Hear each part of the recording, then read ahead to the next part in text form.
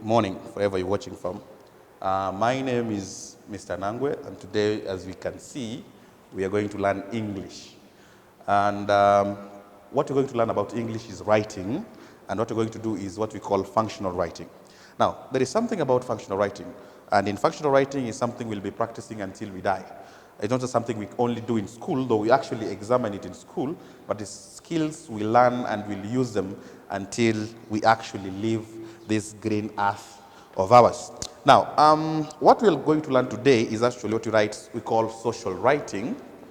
And we can just write the date, then write social writing as our topic. What do we mean by social? I'll begin by defining the term social. We as humans, we are social beings. We communicate, we talk. We have to communicate to each other. Now, being social means just communication. And how do we communicate with each other? One, as human beings, what we do in normal life, we actually have a conversation like we are having right now. But let's say that person is not around you. How can you communicate with this person? Then this is why we actually have social writing. Now, social writing has to do with activities we engage. In fact, we should write this. Social writing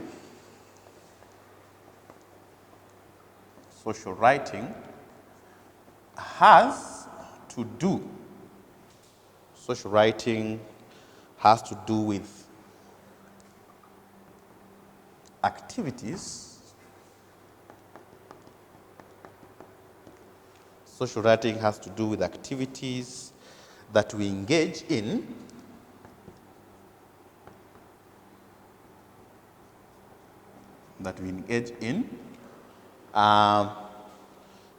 to communicate.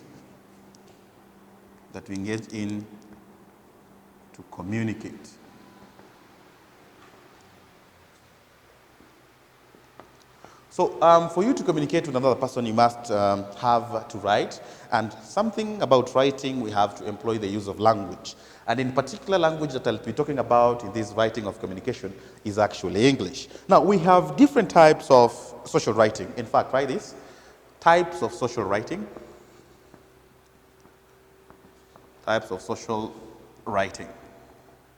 We have various types, array of them. One of them, and which we actually will be tackling today, is what we call informal letters. These actually will be our topic of the day, but just to mention, we should also mention the others. That is number one. Number two, we call them invitations. In invitations, at one particular point in your life, you'll have to invite someone to a particular event or somewhere. Number three, we have thank you notes, which we'll actually learn at a different place in life. Thank you notes, if someone does something good for you at a particular time, you must say thank you to this particular person. We have emails. Due to technology, I'm very sure most of us have, even right now we're using technology, most of us have email and email addresses. You have to communicate to another person using emails, which you'll be learning how to write actually a full email. We have fax messages.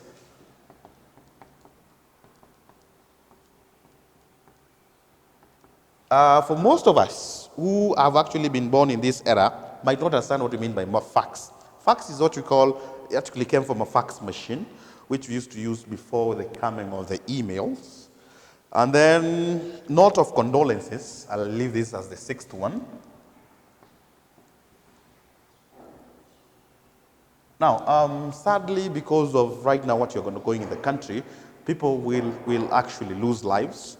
And when someone loses the life, or if we lose the life of someone we actually love, there's something we write to condone with the family. Condoning means someone is undergoing a very hard time. And if you want to show that you're actually with them during these hard times, there is something called condolences notes, which you write to another person to actually show that you're actually in solidarity in whatever they are going through. Now, as we said earlier on, our topic of today, or of the day, is informal letters. And this is what we're going to discuss today. Now, let us begin from the word informal. What does informal mean? Now, we have a formal way and informal way. Informal is when you communicate to people you actually know, someone you have acquaintances with, people you know from actually their lives personally. Then formally is people you write when you're discussing people you might not know, or you have a formal relationship. What do you mean by a formal relationship? Like a business relationship. Let's say this, you're writing a letter to the manager. You're writing a letter to the Secretary of Health. How will you address such kind of a person? We use formal. Let's say this, now you're writing a letter to your own dad, your own mom, to your own auntie, your friend. Which language would you use, or which letter would you write? Now, that boils down to what we call an informal letter. Now, let us first of all begin by defining what informal letter is. In fact, write this. These are letters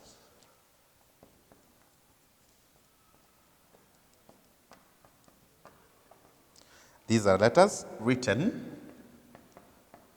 informally, as we have already defined what informally means, or just to add that, or in a personal fashion. In a personal fashion. Personal means you have a closer kind of relationship with that particular person because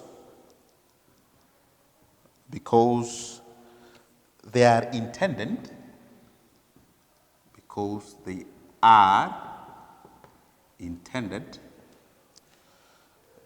are intended for friends,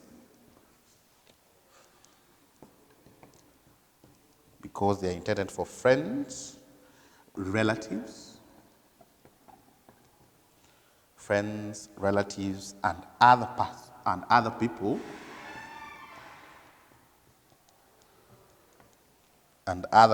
whom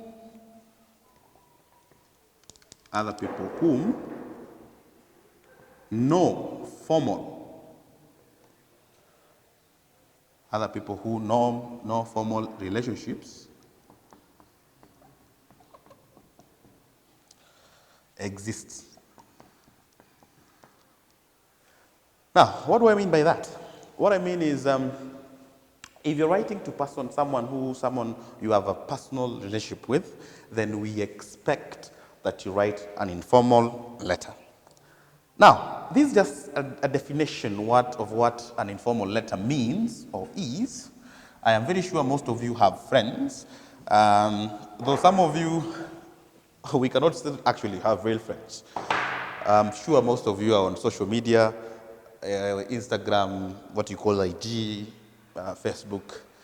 Whether it is a virtual friend, most of you have like 300,000 followers and you only know 2. So let's say even those virtual friends you have, you want to write something to them, then this is what we actually expect you to write. Now, what should you do? What should you avoid? What should you not do? There is something which you should do and which I think I should emphasize on.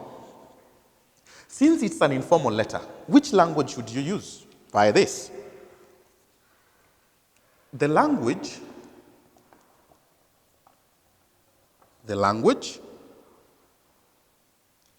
is informal. The language used is informal. That one, no question. But there is a disclaimer. What do we mean by a disclaimer? There is a caution. You should put it. But, in fact, underline but. Grammatical. By grammatical means, whenever you're writing English, ensure your English is actually considers the rules of grammar. For example, we know if you're constructing a sentence, when we're learning about sentences, the SVO kind of structure in a sentence should be considered.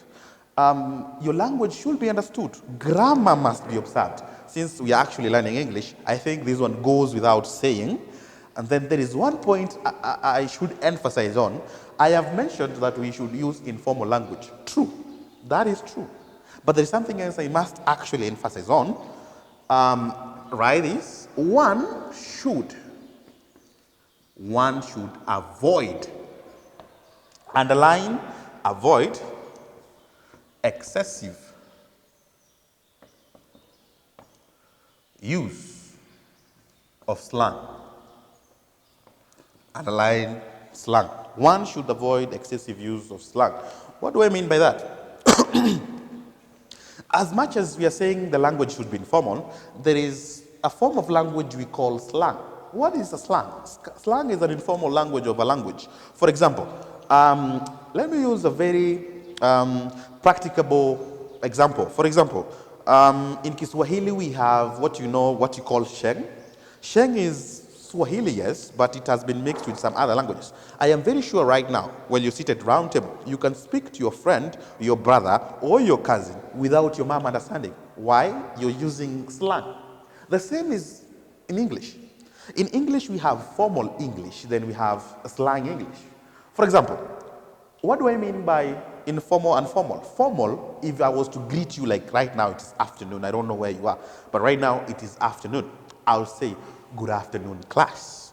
But if it was informal, I would say this, hey, right? What's up? How are you? Now, there is now slang. Slang is different. Now, what up, right? You know what I mean by what up? I don't know if it's making sense to you, but that is what we call slang. Avoid the use of slang if possible. You can use informal language, yes, but please avoid or desist from the use of what we call slang. Then the next point, which you shall actually consider, write only one address. In bracket, the senders. And I should insist on this, without a name. Now, as different as we will see in formal letters, we have more than one address. The one address is actually the senders and the recipients. Now, in this one, we only write one address. And this one address, there is something I've actually mentioned, without a name. And this is a caution to you students. Desist, run away from writing addresses with name. For example, let's say your name is Ahmed Hussein. So don't write this. Ahmed Hussein, P.O. Box 315 Isli. That is wrong. So if, let's say you live in Isli, if your address is actually addressed to your name, just write this, P.O. Box 3343 Isli. Or you can use the name of an institution, a school, a mosque, an estate, and those kind of things. But do not, I insist, never write an address with your name. Next point, this should be followed. This should be followed by a date. So immediately you have written the sender's address, there is a date. Of course, the date of the day when you wrote the letter. Then, salutation. What do we mean by salutation? Salutation is Dear Halima, Dear Osman, Dear Abdikalik, Dear Abdiaziz.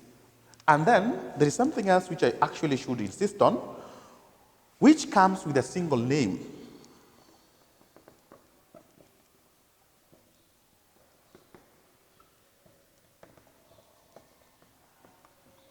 Now, your salutation, if you say, Dear Ahmed, because you already have an informal kind of relationship with this person, we actually don't want you to write the three names or the two names. If you write all the names, it becomes too formal. So if you're writing a name, just write one name, like Dear Ahmed, Dear Osman. Why? This shows the level of familiarity with you or with that person you're writing to. And then, there's something else I should actually mention, and write this. Begin with greetings. E.g., and should put this in quotes, How are you? Yeah? Now, as you might have known, it is only good manners for you when you're communicating with another person to actually greet them first. It's good manners. You cannot speak to another person directly without actually finding out how they are doing.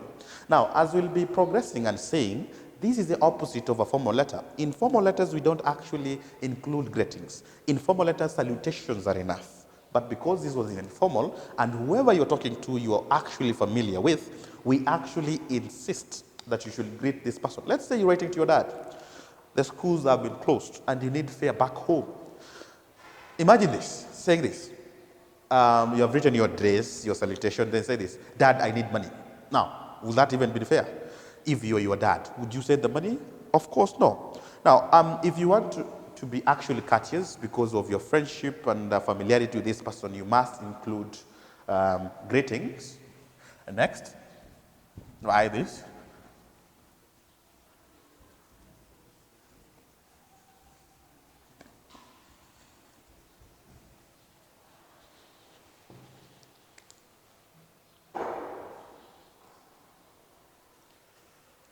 Provide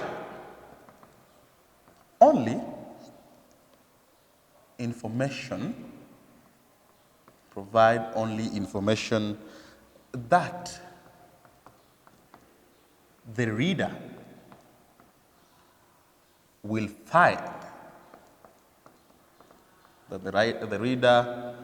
find useful. Now, most of the time when we give or we actually give this kind of writing, as I've said, this is what we call functional writing, we have actually how we mark.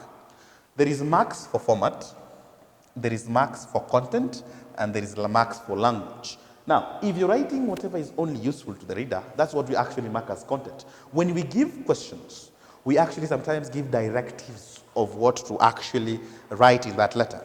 Now, if you write nonsensical things which are not even needed in that letter, now you're becoming irrelevant and realize your letter will be too long without content. What am I saying?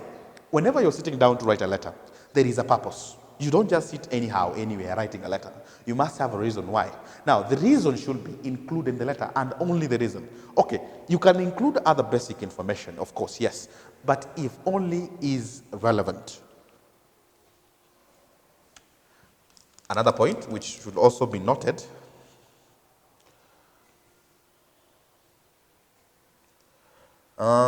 you may ask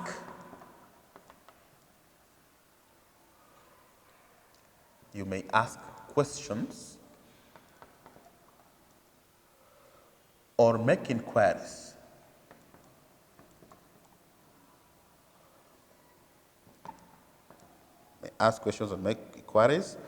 that are relevant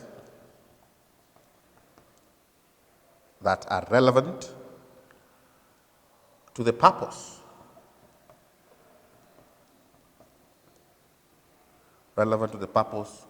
of your letter. Now, of course, we don't expect that person to reply right now as you're writing, but when you write, of course, you expect a reply. Whoever you're writing to must reply to your letter. Now, when the person is replying, you can ask 8 questions that you're actually curious about and you want to be actually informed about them.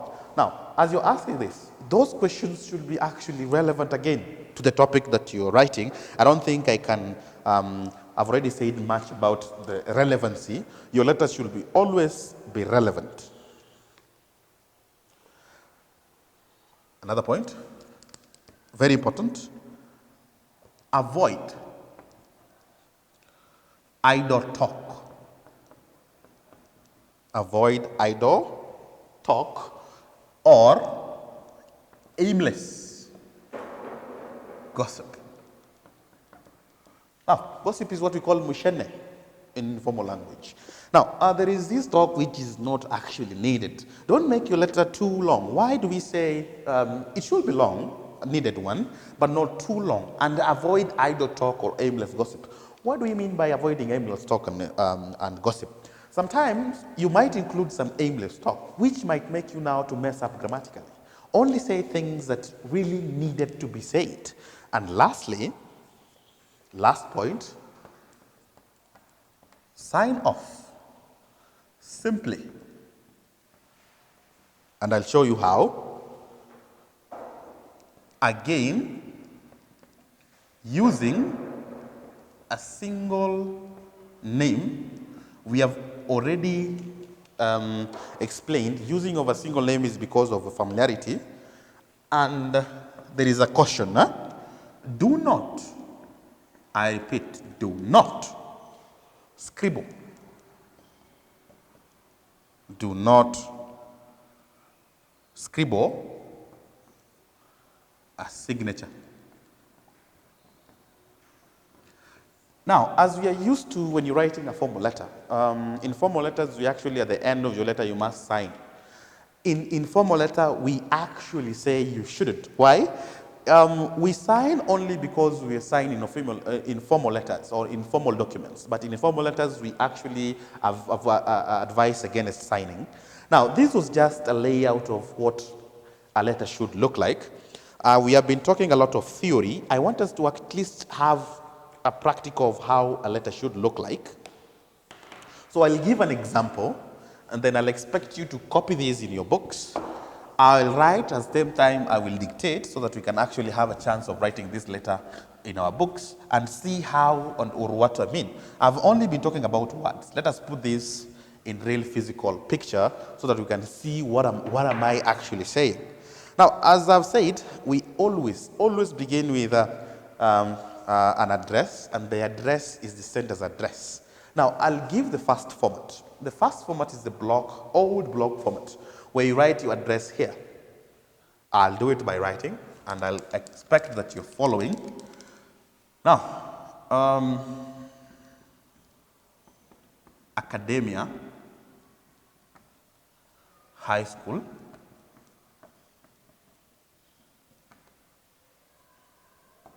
realize there's a comma right there. Academia High School, a comma, P.O. Box. Let's say 1620. Again, realize there is a comma, Kihancha, or let's say Nairobi. Now, after Nairobi, put a full stop. Comma, comma, full stop. Then skip some space, then write the date. Today is on 23rd of March of the year 2020. This is the sender's or the writer's address, neatly done on one side. Now, there is something else I called salutation. So let's say we are writing to our mom, right? So we'll write, dear mom, comma. Realize you said mom. Why? Informal. Now, let us begin our letter. Hello. How are you back home? I arrived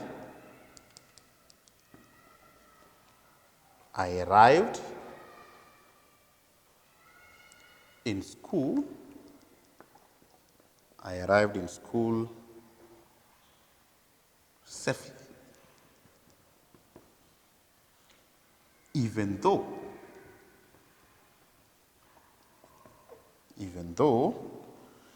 the matatu I used, even though the matatu I used was overloaded.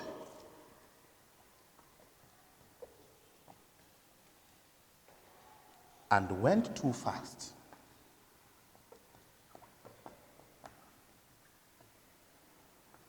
Full stop. These drivers seem to love. These drivers seem to love danger and the excitement.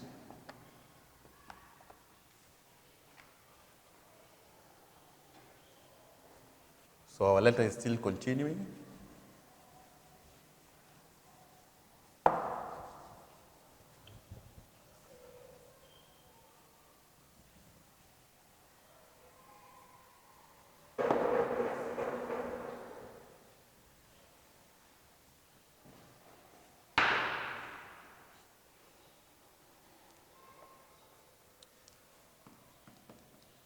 Excitement of brushing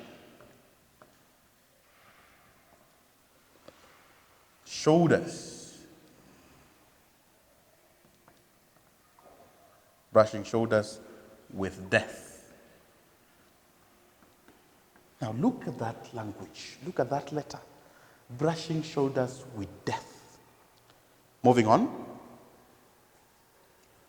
However, the music, this is still the first paragraph. The music played was great. Full stop. Mrs. Karaoke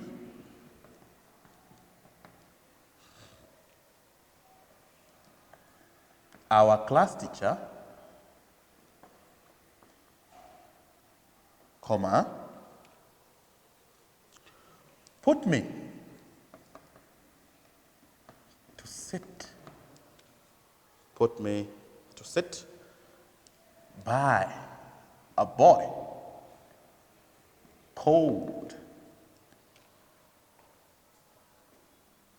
Paul in Form 1 East.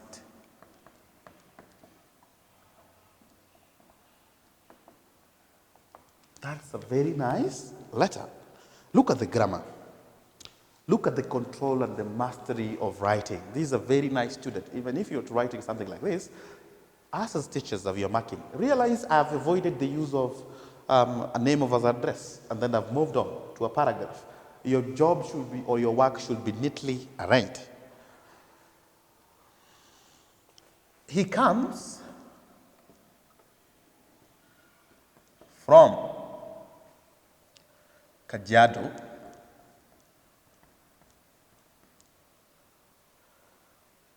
do you know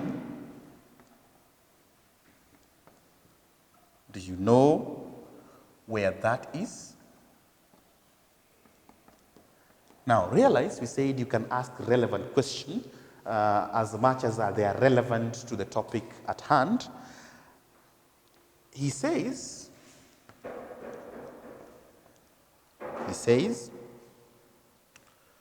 his father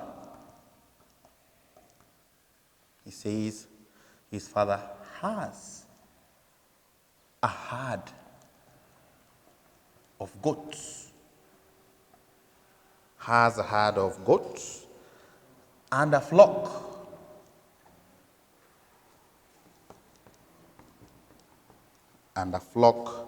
of sheep. Now there is something I need us to realize. Now, in the use of language, we have actually included the use of collective nouns. We have said a herd of goats and a flock of sheep. You must know that. They have no cows.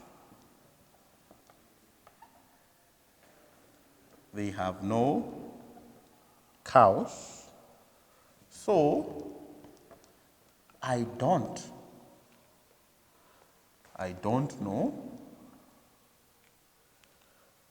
where they get milk from. Realize that is just an introductory paragraph, a very interesting one. You have said hi to your mom, You have actually asked how they are. You said how you arrived. You have told her that you arrived in school safely. Your class teacher, Miss Karaoke, you're sitting with Paul. Paul is from Kajiado. They have a herd of goats and a flock of sheep. No cows. In fact, we are wondering how they get milk. Do you know how or where we get milk? I don't know. Moving on. Another paragraph.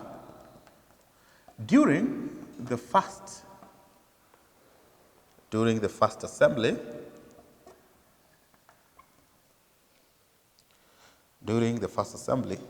comma, the principal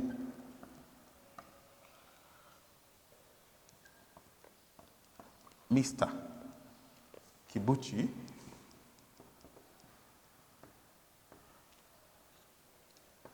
gave a very long speech. About education. He said, comma, we are moving on. Now, watch this. We want to use direct and indirect speech. Now, comma, and watch my punctuation. Education is the key to life. Exclamation mark, close quotation mark. Now, watch my punctuation very carefully. Most of our students, we have a problem with them. Why? We actually lose marks because of poor punctuation. If you want to punctuate direct speech or whatever sentence you've written, please ensure your punctuations are in order. Now, look at this. Opening quotation mark, the sentence, exclamation mark, then the closing quotation mark. Now, moving on, students like him. Students like him because he keeps bullies out. So the teacher is loved by the students. Why? He ensures the students, especially former ones, are not bullied. In fact, you should not bully your fellow student. As we know, if you bully someone, that is very, very bad. So the letter is actually continuing. Realize we're actually talking about the relevance in school. We are actually informing our parents about our new institution, about our new school. What have we learned in our new school? Moving on, and this should be the conclusion. Another paragraph. Now realize that was the second paragraph. We are moving on to the other paragraph. When you come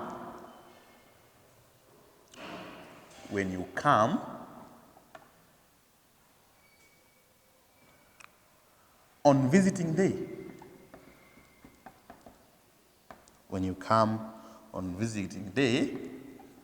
February 28th,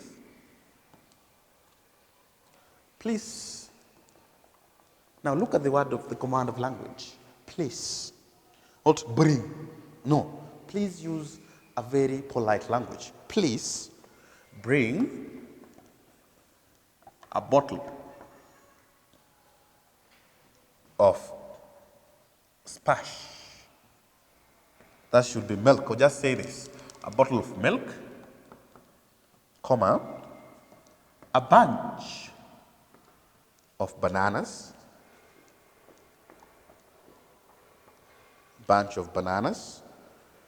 some bars of chocolate,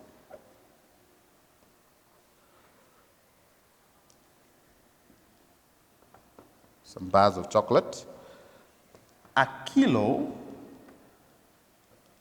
of sugar, and a tin of cocoa. For those ones in boarding school, you understand what I mean by this. These are the commodities you cannot actually afford to lack in school. They are very important. Full stop. Don't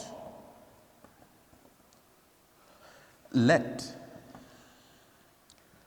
the other students, don't let the other students see my shopping. Now realize we are still informing mom of how to actually come to school, what to carry, how to package it. Now why are we advising mom not to say, let other students to see our shopping? They are always full of curiosity.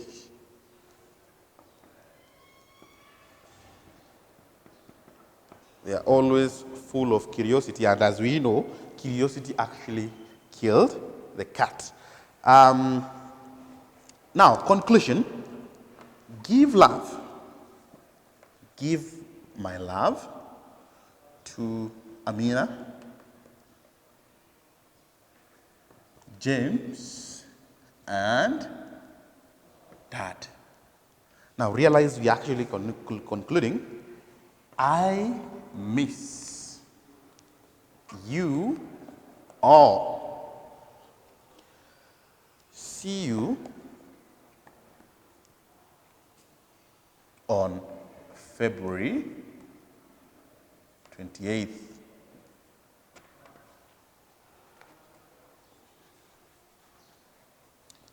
You was loving. Now look at how I'm ending this letter. It should be ending in you was loving, you was sincerely, and then, as we have said, no signing off.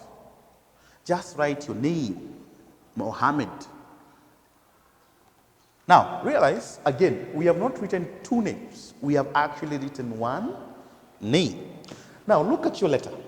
A very nice representation of what you can actually send home to your dad or mom whenever you actually want to communicate to them. And today we have actually learned a very important lesson, writing of an informal letter.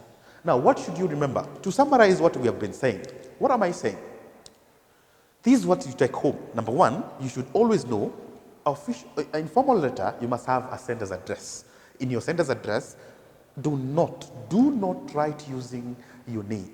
Number two, it should be followed by a date. Very, very important. Very important. Number three, observe the punctuation, especially when you're using the block format. Number four, salutation. Now, salutation is what you say, dear man, dear friend, dear Abraham, whoever you're writing to. Number five, there is a body. And whenever you're starting your body, you should always begin by greetings. Find out how or why the other party is actually doing, and then the body. And in the body, we have said, write only what is relevant. Avoid irrelevant issues in your letter. Then finally, your conclusion or your signing off. And in your signing off, you said you can only use loving, truly, or sincerely. Do not use faithfully. I repeat, do not use faithfully. Why? Faithfully is used for in a formal letter. Then again, do not sign. Do not sign. Why? Again, the same reason. That one is used for formal letter. Then write your name and voila, you have your letter.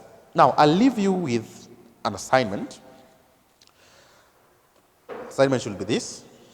After enjoying 1 week at home, write a letter. After enjoying 1 week at home, write a letter to your friend. Write a letter to your friend who you miss from school. Write a letter to your friend who you miss from school. In this letter,